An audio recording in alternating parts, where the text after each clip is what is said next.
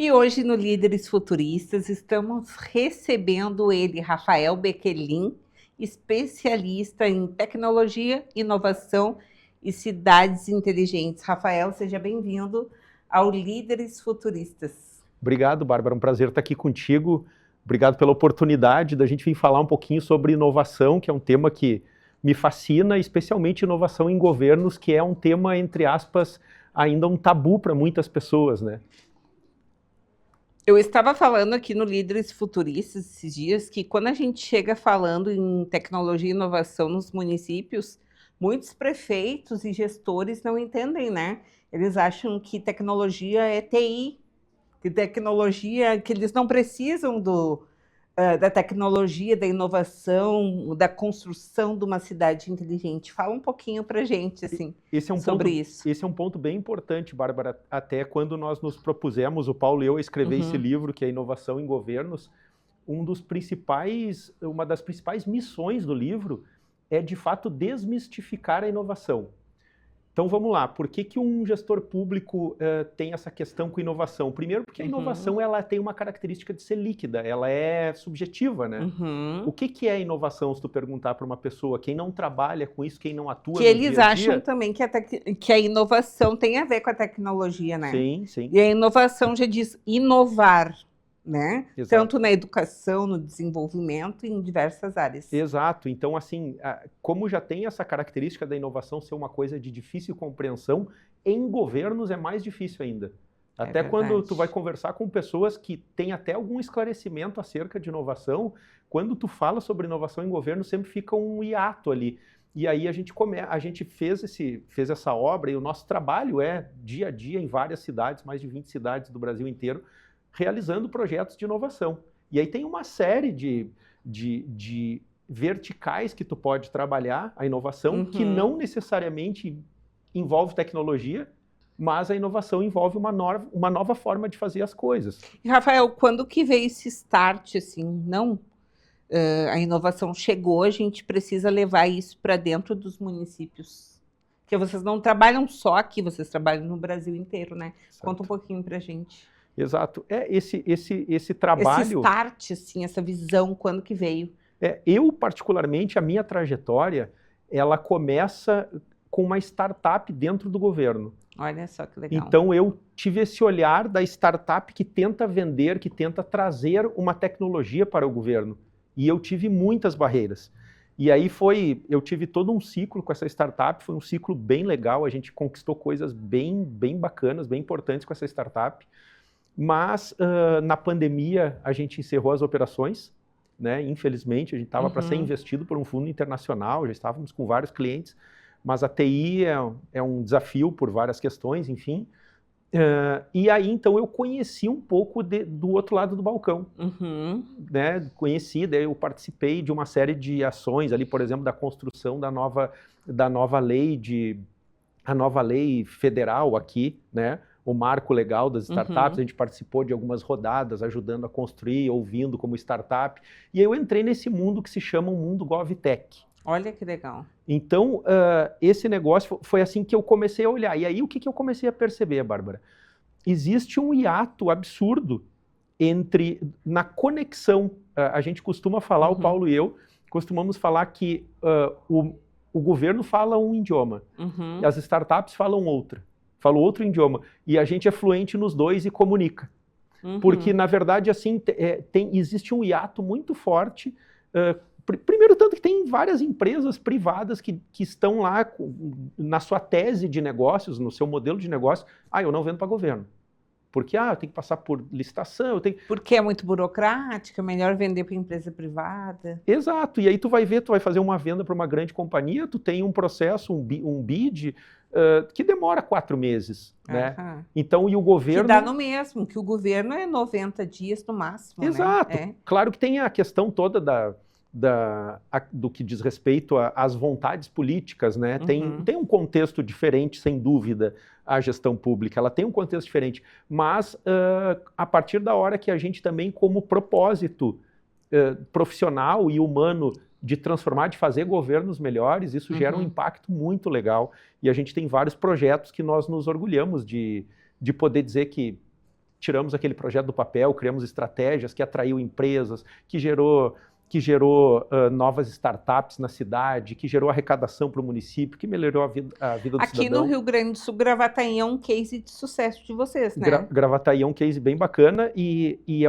é um caso legal, porque assim, quando as coisas acontecem mais, a gente sempre tem na outra ponta um gestor muito qualificado, que ali no caso de Gravataí tem a Selma, que tu conhece, que é uma amiga nossa em comum, né?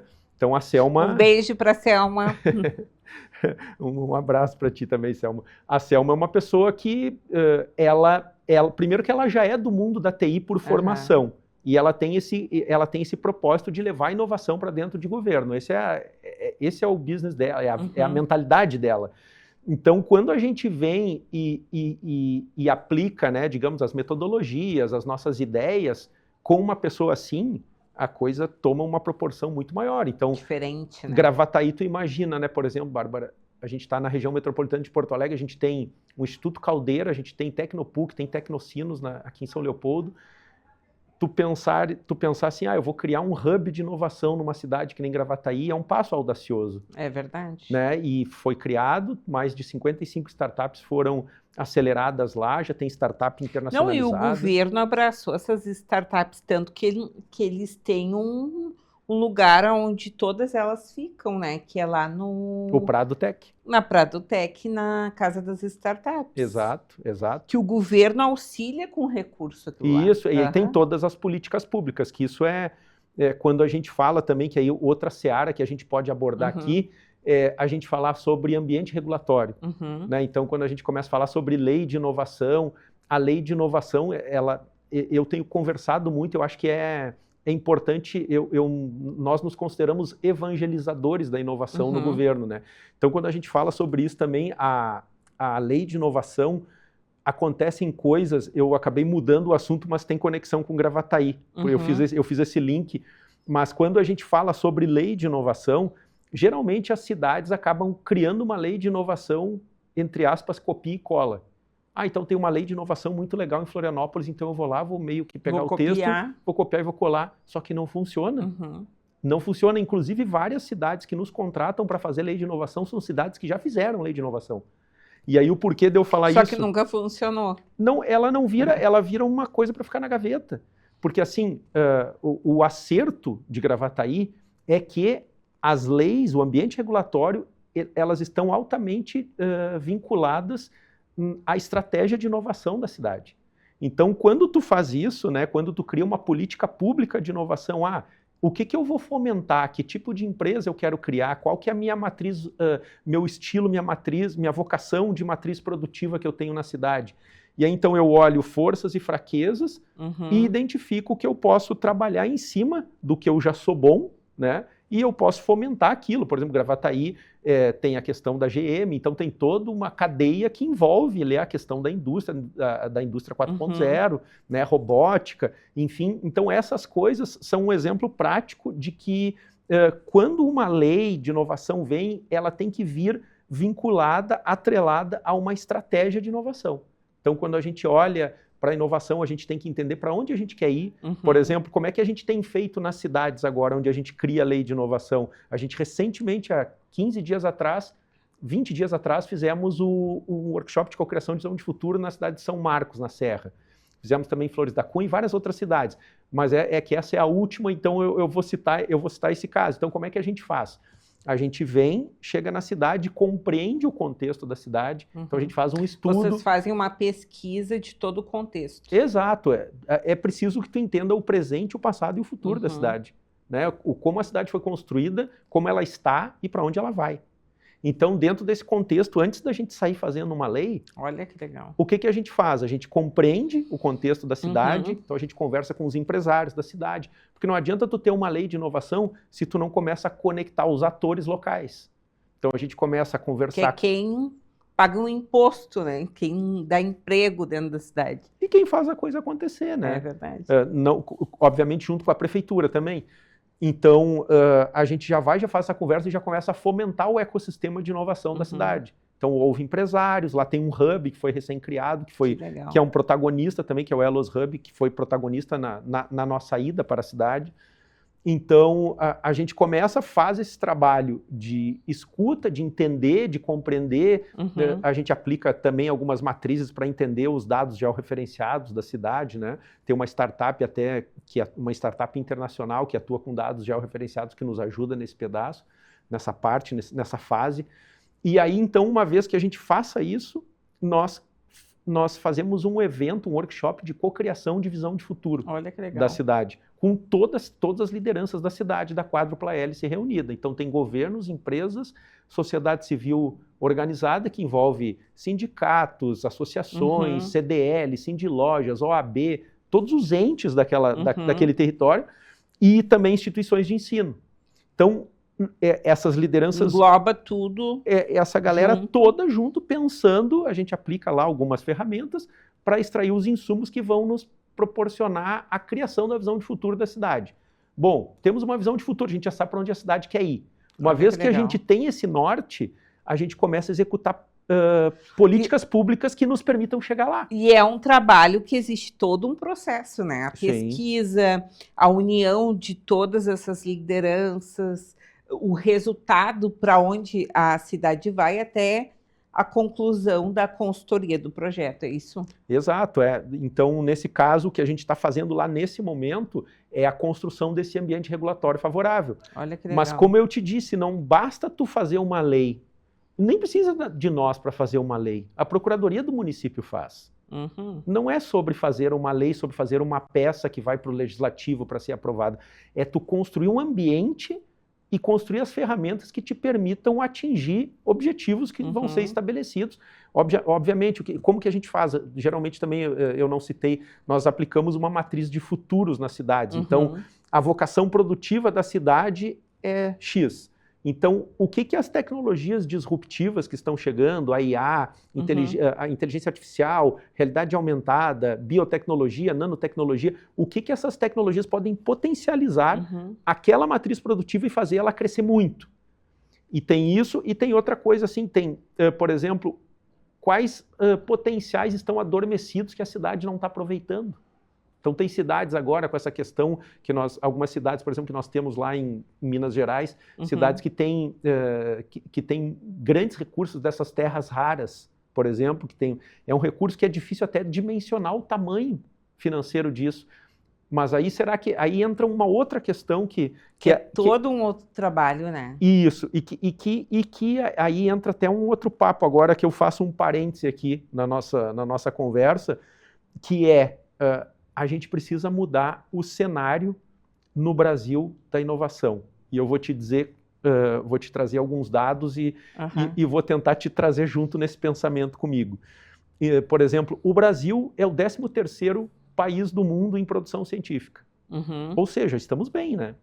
13º, a gente não está bem, quase 200 países, aí 13º o Brasil está bem. A gente tem realmente universidades fortes, a gente tem, né? Mas aí, na escala global de inovação, a gente está em número 55, 53. Ou seja, olha a discrepância que existe. O que isso significa? Significa que a política pública nacional de inovação, ela não está ela não está direcionada para a produção científica resultando em produtos, serviços, patentes, melhoria de vida. E eu não quero fazer aqui uma crítica à academia. Né? A produção de papers, ela é super importante, é necessária, enfim, a produção acadêmica, né, num todo, que tem novos professores, novos doutores, enfim. Mas quando tu vai numa universidade americana, por exemplo, tu não consegue encontrar pesquisas que não são direcionadas para o mercado. Não tem. O Brasil... E nessa gestão a gente não vai conseguir ainda entrar num mercado de inovação assim, com o rumo e o norte que está se encaminhando, né? Um exemplo, aqui no Rio Grande do Sul, Santa Catarina, outros estados de São Paulo, a inovação ela é mais ativa, ela é mais feita, as pessoas abraçam. Agora lá para o lado do Nordeste, outros lugares assim, eu já, no meu entendimento, né, não que eu esteja certa, se eu estiver falando algo errado, tu me corrija, A inovação nem chegou perto. Aí tem algumas coisas que a gente pode abordar. A Bahia tem feito, estão nascendo muitas startups lá. Recife também tem o Porto Digital, então eles foram pioneiros nessa questão de compras públicas inovadoras e uma série de outras coisas. Tem pessoas muito competentes lá fazendo um grande trabalho. Mas quando a tua visão ela não está errada. Por quê? Porque não tem o número não existe o número de hubs que tem aqui no sul, não existe o número de aceleradoras que tem aqui no sul. Diz que aqui o sul do país está no ranking, no auge, né? Sim. De tecnologia e inovação. O Rio Grande do Sul fez esse movimento, Santa Catarina já tinha feito há mais tempo, né? Que até o Pacto Alegre, que foi feito em Porto Alegre. E isso, o Pacto Alegre, o Pacto Alegre também, o desenvolvimento da visão de futuro de Santa Catarina, eles foram o que transformaram as cidades, que é a metodologia que nós aplicamos em algumas cidades, que foi a mesma metodologia que foi aplicada em Barcelona, em Medellín, na Colômbia, que transformou Medellín, que tirou ela como a cidade do Pablo Escobar nos anos 90, para agora ser a capital mundial da criatividade. Olha que legal. Tudo através da inovação e não só através da tecnologia. Então, por exemplo, Medellín tem muita inovação social. Os projetos mais premiados do mundo de inovação social estão em Medellín. Olha só que bacana. Então é bem legal. A gente faz... Aí como é que funciona a questão que nem foi aplicado, que nem foi feito o Pacto Alegre aqui? Então a gente cria uma visão de futuro com a quádrupla hélice da cidade, estabelece essa visão de futuro. Então, toda a cidade sabe que vai todo mundo remar para o mesmo lugar. A gente vai caminhar para lá. Porto Alegre, por exemplo, decidiu se tornar uma referência em inovação e tecnologia, né? Quando fez o Pacto Alegre por volta de 2017, se eu não me engano, na época da gestão do Marquesan. E o Paulo, que é o coautor do livro, que nós fazemos os projetos em conjunto na GovUp, o Paulo era o secretário de inovação que fez o Pacto Alegre na época. E aí, hoje a gente aplica essa metodologia em várias cidades, né? Essa metodologia dos pactos. E hoje, quando vocês abordam as cidades, porque vocês abordam para apresentar o que é o trabalho de vocês, o secretário, o prefeito, ele já entende ou existe uma resistência? Depende muito, assim, tem dois tipos, né? Tem o perfil das pessoas que já nos conhecem, viram nosso trabalho em outro lugar, e aí diz, pô, eu quero fazer isso aqui na minha cidade. Acontece muito. E também tem as pessoas que nos indicam, pô, isso aqui é legal, apresenta lá pro fulano de tal. E aí, esse fulano de tal, ele não está tão ambientado com o tema. Então, tem um pouquinho mais de dificuldade. Mas a gente tem tido cada vez mais receptividade, assim, no papo. Por exemplo, a gente tem projetos, eu estou falando, só para concluir o negócio dos pactos, então, estabelecida a visão de futuro, os pactos, o pacto começa a executar projetos que são passos para se chegar nessa visão de futuro. Ah, entendi. Então, por exemplo, o Instituto Caldeira aqui em Porto Alegre. O Instituto Caldeira é um projeto do Pacto Alegre. Olha que legal. O South Summit é um projeto do Pacto Alegre. Bom, se a gente quer ser uma referência internacional em inovação e tecnologia, nós precisamos ter um evento internacional de inovação e de tecnologia. Então foi que a cidade se organizou e trouxe o South Summit para cá. O Caldeira, bom, se a gente quer ser uma referência nacional, internacional em tecnologia, nós temos que ter um hub com as 50 maiores empresas do estado. Foi aí que o Caldeira foi fundado. E uma série de outros projetos. Bacana, né? Fantástico, um dos principais hubs do Brasil hoje, né? Então, o Pedro Valério, que é o CEO lá, né, o diretor, ele fala, né, que acho que é o único hub do mundo que enfrentou em menos de 5 anos uma pandemia e uma enchente. E se reconstruiu, está lá de pé. Que loucura, né? Mostra a força aqui do ecossistema de Porto Alegre, enfim, que a gente tem, de fato, resiliência e capacidade, né, de transformação, né?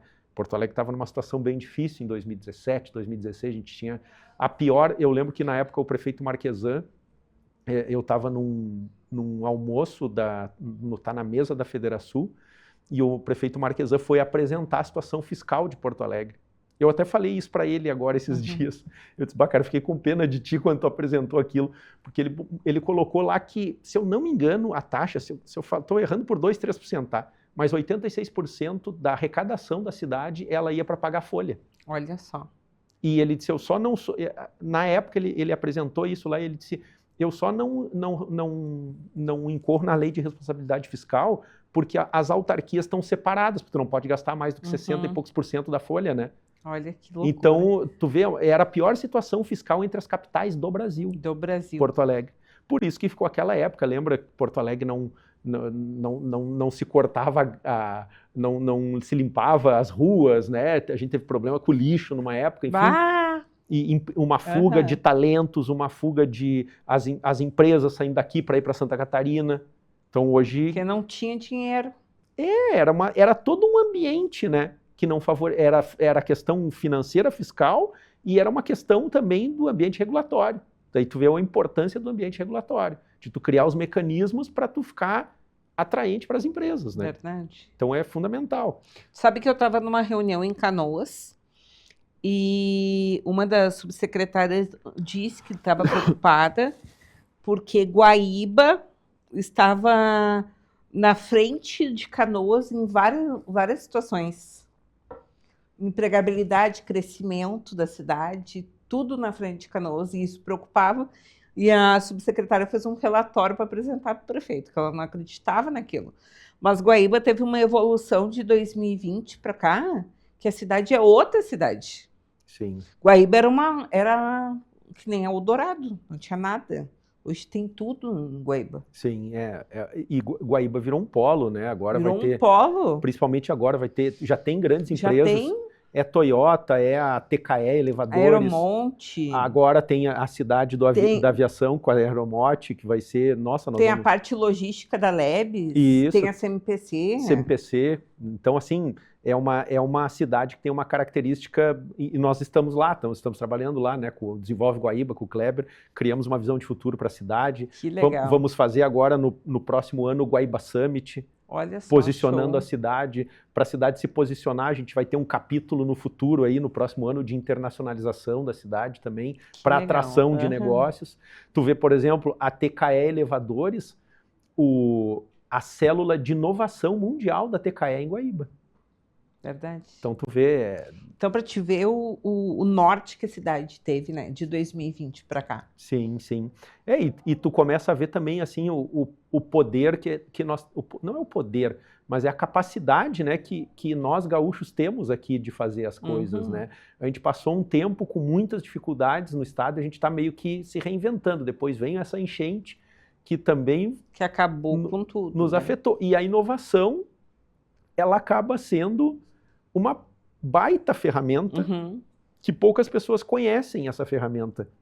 Então, por exemplo, um outro case bacana aqui da gente comentar, por exemplo, que é o da educação Encantado. Eu ia te perguntar de Encantado, como é que ficou Encantado? Encantado, primeiro, que Encantado é uma cidade maravilhosa. Existe uma força comunitária que é assim... É muito diferente de qualquer outro lugar. Tanto que eles ergueram aquele Cristo, que é maior que o Cristo do Rio de Janeiro, com a força da comunidade. Foi uma coisa assim, não foi a prefeitura que fez aquilo. Foi um investimento empresarial. Empresarial e da própria comunidade. É uma coisa impressionante. Então ali já ficou evidenciada uma cultura comunitária e de cooperação muito forte. E aí a gente está lá fazendo um projeto, já estamos, se eu não me engano, há 3 anos lá, que é outro caso onde tem uma gestão, a secretária Stephanie é maravilhosa lá, a secretária de Educação, e nós criamos uma visão de futuro para a educação de Encantado, né? A gente aplicou várias metodologias inovadoras e em pouco mais de um ano a cidade subiu 50 posições no IDEB. Olha só. Então, que é o Índice da Educação Básica, né? Que para quem está nos assistindo, o IDEB é super importante por uma série de coisas, não só pensando, obviamente, diretamente a gente pensa na qualificação e na qualificação dos jovens, na formação, na mão de obra, enfim, né, futura, num cidadão que vai ter condições de ter uma vida autônoma, né, e dependa cada vez menos e gere riqueza para o Estado e para as pessoas do entorno, para sua família. Mas tem também uma outra questão que é, por exemplo, uma cidade que fica muito baixa no IDEB, ela recebe menos ICMS do Estado. É verdade. Então tem uma série de coisas, de nuances que acabam virando desafios, né? E aí lá em Encantado, a gente então fez esse projeto e lá também nasceu o primeiro hub de inovação na educação pública do Brasil. Olha que legal. Então dentro desse projeto Case. teve a criação desse hub e um hub foi inaugurado mês passado e já ganhou um prêmio. Já ganhou o prêmio no Líderes Vencedores da Federação, que é da Federação e da Assembleia Legislativa do Estado. A ideia foi inscrita e foi eleita por voto popular. Por voto popular. Foi eleito como um dos destaques, acho que foi uma semana depois da inauguração. Que legal. Então já saiu ganhando prêmio, já tem delegações internacionais visitando. E assim, esse negócio é muito importante trazer uma abordagem, Bárbara, da inovação na educação, porque assim, sabe qual que é a maior inovação na educação que a gente já pode pensar? A gente tem que pensar muito de coisas muito basais, muito básicas. Né? Então, por exemplo, assim, ó, quando tu chega numa cidade, o responsável pelas séries iniciais é o município. Né? As creches ali, os primeiros anos ali é com o município. Ensino médio é com o Estado. E ensino superior é com a União, com as universidades. Claro que a gente tem universidades estaduais, mas isso é raro. De uma forma geral, vou chutar aqui, mais de 90% dos casos das cidades brasileiras é segmentado. E qual que é o principal problema disso? Primeiro que a gente não tem uma visão do cidadão que vai ser formado, porque aqui eu entro num ecossistema municipal, depois eu entro num ecossistema estadual, com outras culturas, com outras dinâmicas, e principalmente assim aquela questão pedagógica, digamos assim, visando mais a construção desse ser humano para esse novo mundo que a gente vai viver, que é um mundo onde a inteligência artificial vai dominar as coisas, é um mundo onde já é possível editar o DNA humano, onde a gente tem nanorobô entrando na corrente sanguínea, que a gente vai viver mais. Quais vão ser as profissões do futuro? Então, são esses os jovens, os talentos que nós estamos criando. Verdade. Então, se a gente não tiver uma visão de quais as competências que a gente precisa desenvolver nessas crianças, a gente vai ter um problema sério lá na frente. Sabe que eu entrevistei a prefeita de Minas do Leão. Ah, sim. E ela, Minas do Leão é um município pequeno, mas ela é professora de carreira. Ah, legal. E ela investe muito em educação dentro do município, né?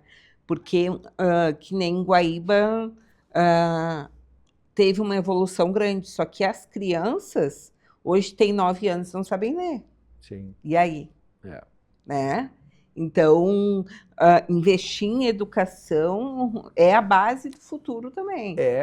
Sabe o que a gente tem visto, assim, aí a gente vai abordar um outro problema aqui, que eu não quero que entre essa minha análise a título de contestação de políticas federais, tá? Não é sobre isso o meu papo. Mas, assim, a gente está em cidades do Mato Grosso do Sul, de Minas Gerais, Rio Grande do Sul, Santa Catarina.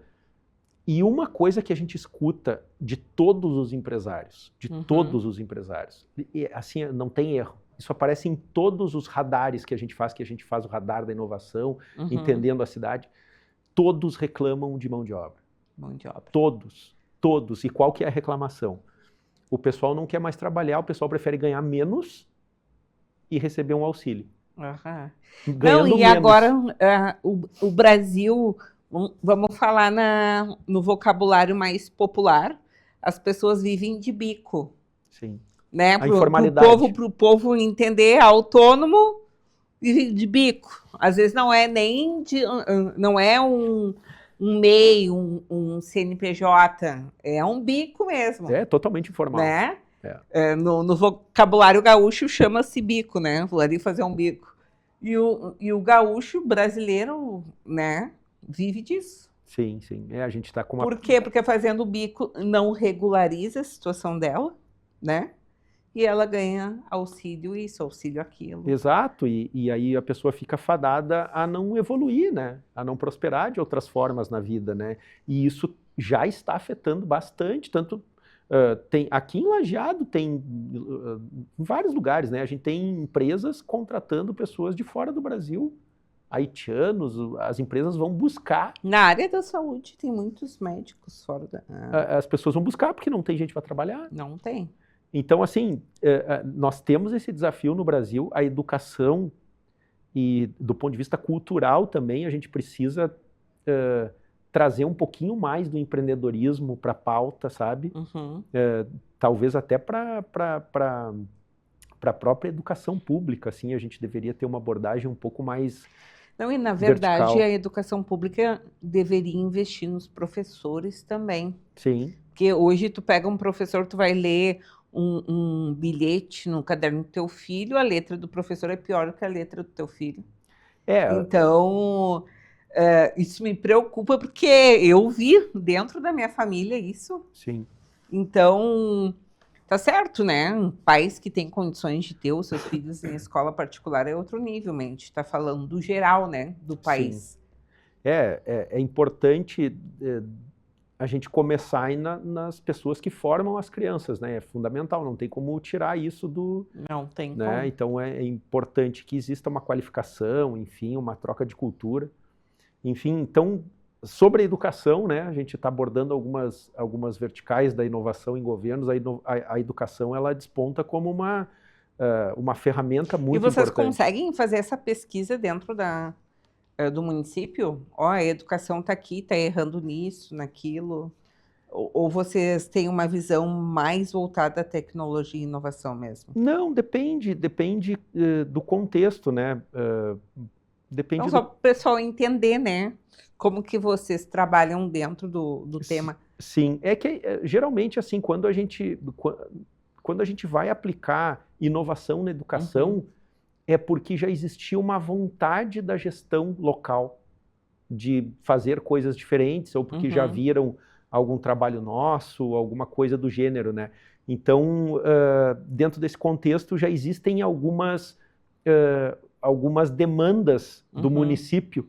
Tipo, o município, ou eu estou com o meu IDEB muito baixo, eu preciso melhorar. Como é que eu faço? Né? Eu preciso qualificar mais. Os empresários reclamam para os prefeitos. Eu preciso eu preciso criar mão de obra. Né? Então, isso geralmente tem diferentes formas que provoca a gestão pública para que eles façam algumas coisas. Né? Porque, assim, a gestão pública,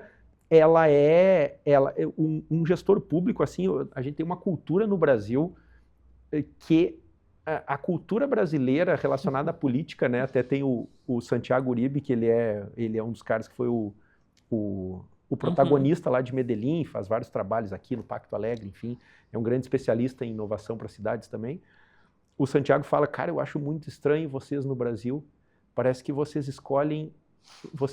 elegem alguém para apontar culpa e não para fazer gestão. Então a gente tem um contexto errado no Brasil. Uma coisa que eu tenho esse olhar assim, que eu consigo identificar, que eu não sou nenhuma especialista, que nem o Rafael, que nem o Paulo, mas os municípios que têm gestores empresários que vêm assim no empreendedorismo, parece que eles conseguem evoluir melhor. Sim, é que tem essa visão mais ampla. É uma visão fora da caixa, que nem ali o Maranata em Guaíba, ele era empresário, sempre foi empresário. Ele começou vendendo material escolar numa caçamba, quando ele era jovem, né? Sim. Então, ele veio dessa parte, ele foi presidente do CDL, não sei quantos anos. Sim. Então, ele veio disso, entrou numa cidade onde nada acontecia, era só os coronéis que mandavam, né? E transformou a cidade em um mandato. Ele fez 100 metas. Sim. Ele tem uma gestão bem bacana mesmo. A gente acompanha lá, né? Porque a gente está há alguns meses na cidade criando a estratégia de inovação. Enfim, tem coisas bem legais acontecendo lá de fato. E muito mais coisas vão acontecer a partir de agora. Que legal. Tem muita coisa para acontecer, né? Muita coisa. Tem todo Está sendo criado todo o ambiente regulatório, fomento para atração de empresas, fundo municipal de inovação. Olha que legal. Vai sair um hub de inovação, a gente está articulando isso lá agora. Então, Show assim, de bola. tem muitas coisas legais para acontecer. E eles fizeram uma agência ali, né? Sim. Uma agência de desenvolvimento que não existia no município também. Sim. Aquilo ali nada existia, foi criado de 2022 para cá. Sim. E como tu estava dizendo, a visão do gestor público, quando ele é empresário, Ajuda porque não porque uma pessoa que não foi empresário não possa ser um gestor público, não é... É porque ele porque sabe a dificuldade. tu já foi experimentado Isso. em gestão de pessoas, em Uhum. gestão de orçamento, em planejamento, e não tem como fugir disso. Mas, assim, a política, ela é super importante. Tu vê, tu trouxe o caso do Maranata, ele já foi presidente do CDL, Uhum. que embora envolva empresários, mas é uma questão política. O associativismo, ele é político, porque tu tem uma relação, não é uma relação de político partidária, mas tem uma política entre as pessoas. Então, isso ajuda também a tu entender o contexto, né? Porque a política também tem todo um rito, tem toda uma dinâmica que ela é muito própria da política, e que se tu pega um empresário que seja muito pragmático e que queira, por exemplo, atropelar a burocracia, ele não vai durar. O Tribunal de Contas vai derrubar ele em 1 ano. Verdade. E ele vai sair cheio de processo. E a única parte do setor público ruim é a burocracia, né? Mas faz parte do processo, né? A burocracia, a burocracia foi inventada 200 anos atrás, né? E ela foi muito bacana na época.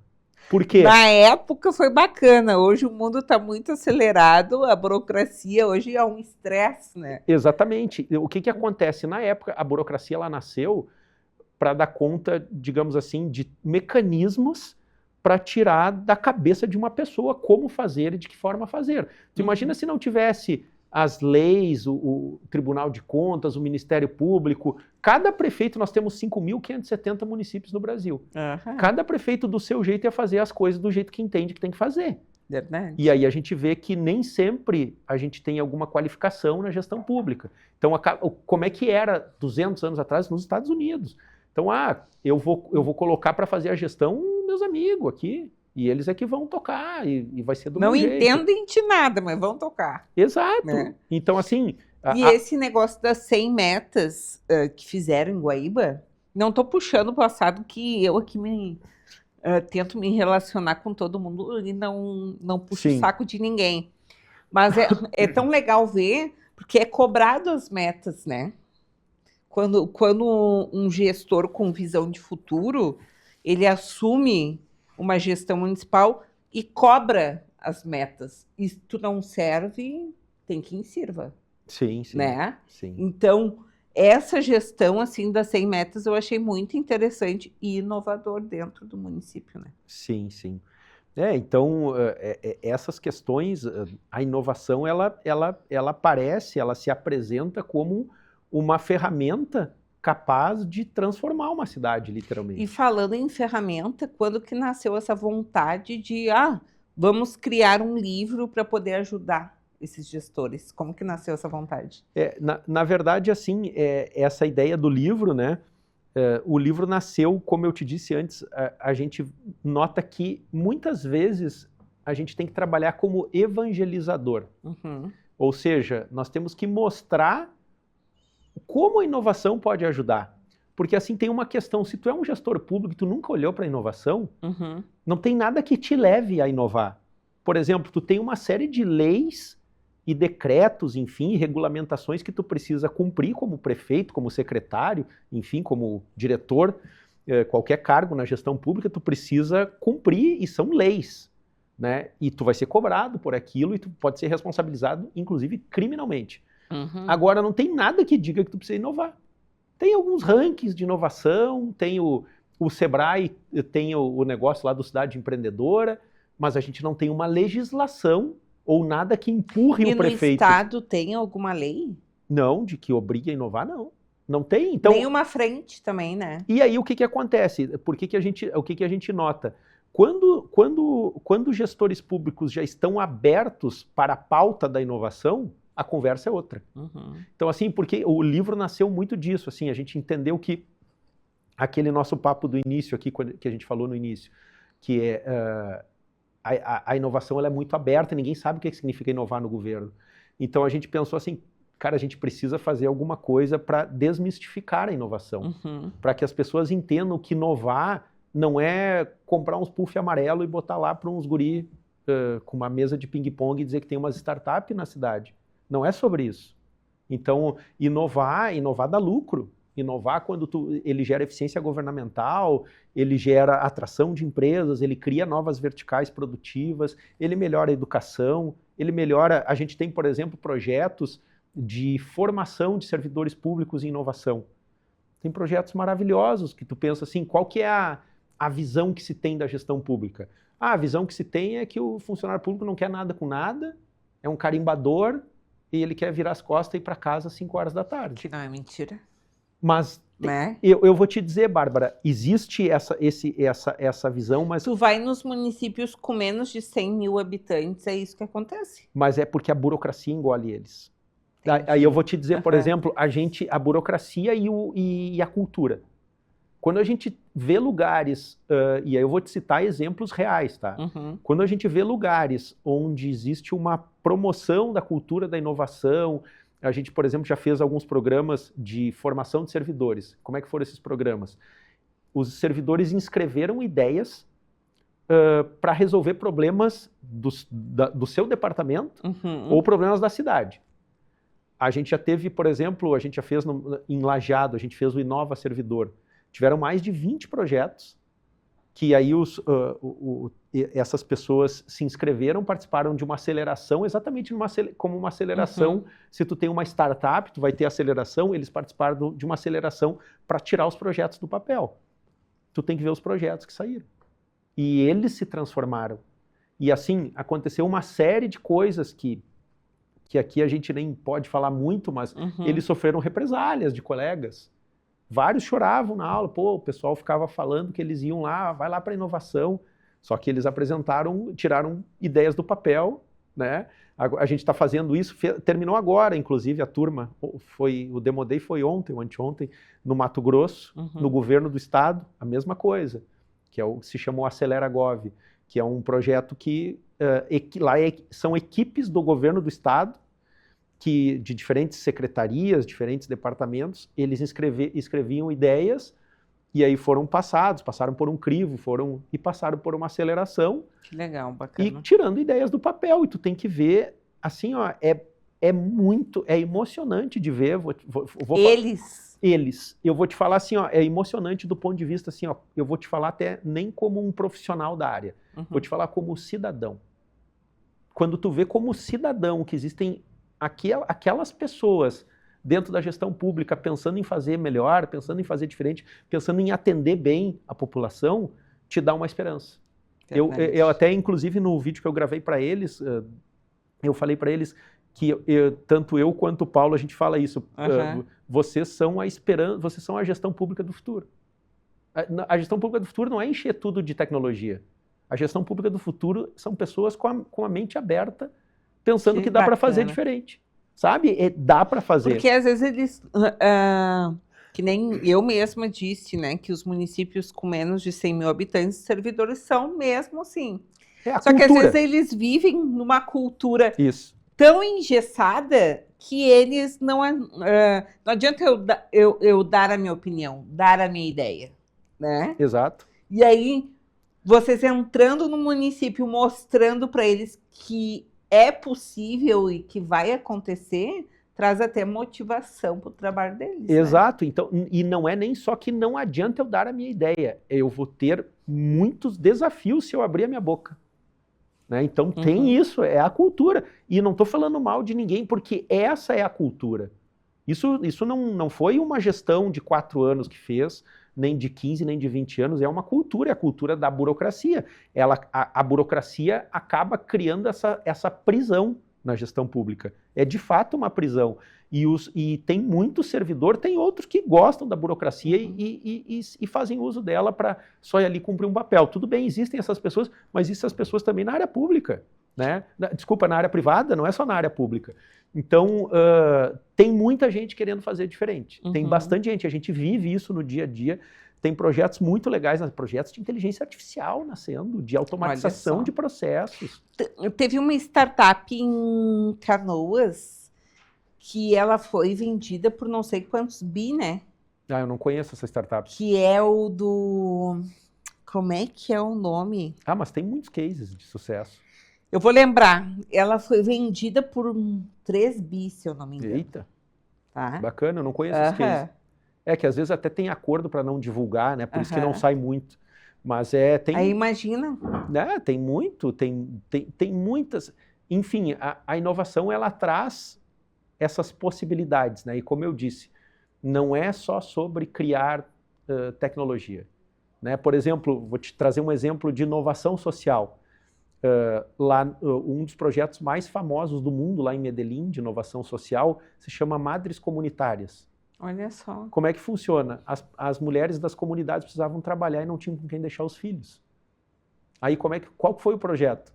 O projeto foi que mães da própria comunidade iam cuidar das crianças enquanto as mães fossem trabalhar. Então não era como uma mini escola, né?